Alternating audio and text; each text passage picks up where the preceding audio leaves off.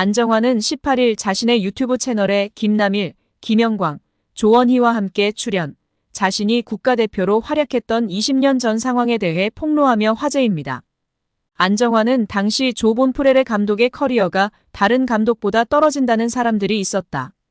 그들은 어떻게든 본프레레 감독을 자르고 자신이 감독 자리에 앉으려 했다며 KFA 내부에서 감독을 향한 영향력이 있음을 시사했습니다. 함께 국가대표로 활약했던 김남일 역시 당시 뛰던 선수들은 감독이 2명인 것 같은 느낌을 받았다며 의미심장하게 덧붙였습니다. 정몽규 대한축구협회장이 자신의 자서전에서 지난 업적에 대해 10점 만점에 8점이라고 자평하며 충격에 빠지고 있는 축구계입니다. 정 회장은 지난 26일 발간된 자서전 축구의 시대 정몽규 축구 30년에서 12년 동안 대한축구협회장으로 일하면서 여러 가지 논란에 휩싸였다. 잘못된 판단에 대한 질책도 있었고 오해에서 비롯된 공격도 있었다며 때로는 아프게 반성한 적도 있었고 간혹은 악의에 찬 왜곡에 서운한 적도 있었다고 밝혔습니다. 정 회장은 축구협회장에게 필요한 덕목은 높은 수준의 역량과 도덕성 외 인내심과 참을성이라며 월드컵이나 아시안컵 등 주요 대회에서 대표팀이 부진하면 온 국민의 원성을 들어야 하기 때문이라고 토로했습니다.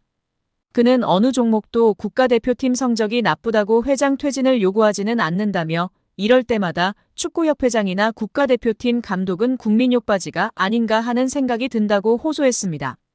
정 회장은 지난해 3월 축협이 승부조작 축구인에 대한 사면을 발표했다가 사흘 만에 번복한 사면 파동에 대해서도 설명했습니다. 정 회장은 카타르 월드컵에서 16강 진출에 성공한 뒤 한국 축구를 위해서 새로운 전기를 만들고 싶었다며 과거의 잘못으로 징계받았던 축구인들 가운데 충분히 벌을 받은 이들에게 한국 축구의 미래를 위해 동참하고 봉사할 기회를 주면 좋겠다는 의견들이 있었다고 말했습니다. 이어 협회의 사면 결정에 대해서 팬들과 언론이 강하게 반대했다. 반대의 강도는 상상하기 힘들 정도로 셌다며 용서하지 못하는 자는 사랑도 못한다고 지적했습니다. 그러면서 요즘은 아이돌도 학창시절의 학원폭력 논란으로 퇴출되는 세상이다며 나는 승부조작 사태를 직접 겪었기에 이때의 구체적 정황을 자세히 알고 있는 사람 가운데 한 명이라고 할 수 있다. 외부에 알려지지 않았던 내막도 알 만큼 알고 있다. 이런 사건의 성격상 완전한 적발과 척결은 있기 힘들다고 주장했습니다. 정 회장은 승부조작을 한 선수들을 축구계에서 단절시키는 것만으로 어른들의 책임을 다했다고 하는 것은 위선적 측면이 있었다며 결과적으로 사면심사위원회의 판단과 일반 팬들의 눈높이에 큰 차이가 있었다. 사면을 고민했던 진위를 제대로 전달하지 못한 아쉬움이 있다고 했습니다.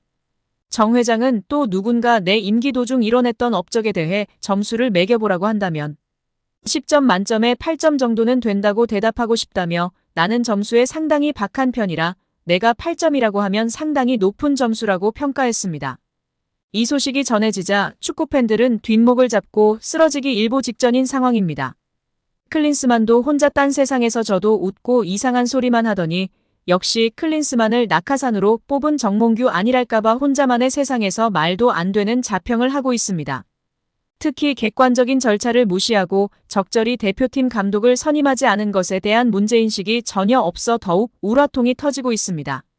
문체부 감사와 국민청원의 심판을 받아야 하며 사과할 것이 아니라 진정한 사과는 사퇴입니다.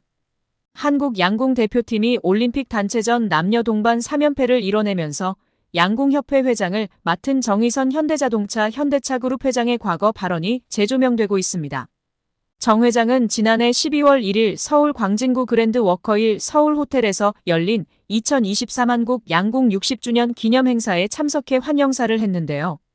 정 회장은 우리 양궁인들께서 더 큰 포부와 꿈을 안고 앞으로 나아가시도록 적극 지원하겠다면서 운을 뗐습니다. 정 회장은 어느 분야든 최고라는 자리까지 올라가는 것은 너무나도 힘들지만 그 자리를 지키는 것은 더더욱 힘들다는 것을 잘 알고 있다면서 최선을 다해 준비하고 공정하게 경쟁했는데 성적이 기대에 못 미쳐도 괜찮다고 했습니다.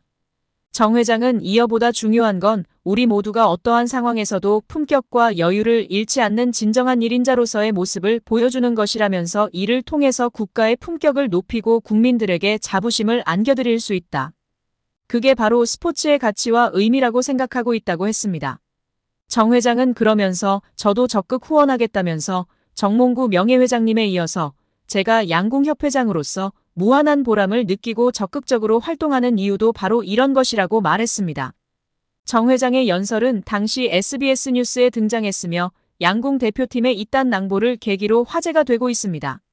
누리꾼들은 정 회장의 연설 가운데 성적이 기대에 못 미쳐도 괜찮다, 품격과 여유를 잃지 않는 진정한 일인자 등의 부분에 공감하고 있습니다. 한 누리꾼은 품격과 여유, 시스템의 승리, 저 진지한 톤과 눈빛은 빈말이 아닌 듯하다고 했다. 다른 누리꾼은 야만적이고 탐욕스런 인간들이 너무나 많은 요즘 저 품격이라는 말이 참 와닿는다고 했습니다. 본업인 현기차 그룹도 잘 되고 있고 취미인 양궁협회도 계속 잘 나가는 거 보면 능력자긴 능력자인 듯하다는 반응도 있습니다. 또한 단어가 너무 좋네요. 품격. 품격 대인배 정의선을 줄여 대의선이라는 글도 있었습니다. 축구팬인 듯한 누리꾼들은 축협도 해줘요. 정의선 회장님이라고 했습니다. 또한 현대차 우선주 주주라 매분기마다 쏠쏠이 감사할 따름입니다 라면서 주가도 많이 올라서 더 좋다. 정의선 형님 하시는 거 다 잘 되니 축협도 좀 맡아달라. 축협을 변화시켜주세요. 등의 반응이 축구팬들의 공감과 지지를 받고 있습니다. 결국 홍명보 감독은 10년 만에 대표팀에 돌아옴과 동시에 외국인 지도자 버금가는 대우도 받습니다. 이임생 이사는 연봉 등 세부 계약 조건에 대해서는 밝힐 수 없지만 이제 한국 지도자들도 외국인 감독 못지않게 대우를 받아야 한다는 생각이라면서 외국인 지도자에 뒤지지 않는 계약을 체결했다고 전했습니다. 홍명보 감독은 지난해 울산과 프로스포츠 최고 연봉인 10억 원의 3년 재계약을 맺은 것으로 알려졌는데 대표팀을 맡으면서 더 많은 연봉을 수령할 것으로 보입니다. 직전 클린스만 감독의 연봉은 약 30억 원, 벤투 감독은 약 19억 5천만 원의 연봉을 받았기 때문에 최소 20억 원이고 최대는 30억 원 수준으로 예상받고 있습니다. 따라서 홍명보의 연봉은 최소 20억에서 최대 30억 원 수준이라는 것인데요. 월드컵 이후 아시안컵까지 계약을 장기간 맺었습니다. 다만 월드컵 종료 후 중간평가를 갖기로 되어 있으나 경질한다 한들 남은 계약 기간 보존 금액하면 최소 30억 원이겠고 홍명보뿐 아니라 외국인 코치 2명도 생각하면 60억 원 이상이 나가겠네요. 정말 최악인 것 같습니다. 경질 없이 가도 홍명보 30억 원의 외국인 코치들까지 하면 연 60억 원 이상씩 나가는데 대체 왜 캐나다를 이끌고 코파 4강까지 간 제시마치를 안 잡았고 바로 프리미어리그 승격을 코앞에서 놓친 바그너 그리스로 유로를 아쉽게 못 나간 포엣을 버리고 홍명보인지 당최 이해가 가질 않습니다. 정말 최악입니다. 축협. 반드시 책임을 져야 할 것입니다. 지금 당장 말입니다.